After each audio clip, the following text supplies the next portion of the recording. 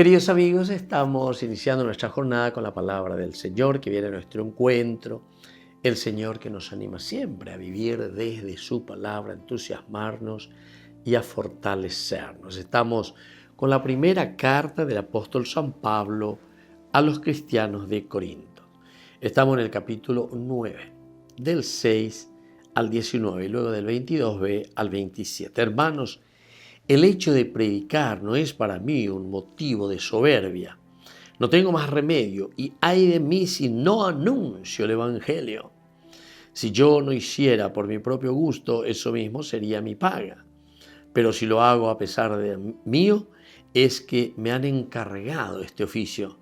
Entonces, ¿cuál es la paga? Precisamente, dar a conocer el Evangelio, anunciándolo de balde, sin usar el derecho que me da la predicación de la buena noticia. Y así entonces continúa San Pablo.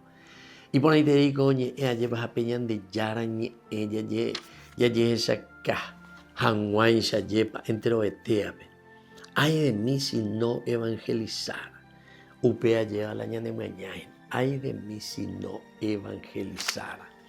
Pero se hace esta pregunta. El hecho de predicar no es para mí un motivo de soberbia. Vendo monaba yo que verá. She naye penui amosarambi peñan de yarañe, porque con esto me estoy orgulleciendo. Añe moína entero etea acani. No, sino que es justamente, dice, se lo hiciera por propio gusto. Entonces esto quiere decir que he recibido un encargo. Apea añan de yara o me añande, upea añan de yara hoy potaina. Antero etea cristianos aisha, añande upea ya eana haya huereco, peñan de conazo pupe haya eana. Ay de mí si no evangelizara. Dica tuñan de la yahuero kinini peñan de yara ñe. Dica tuñan de llevar la yapeta.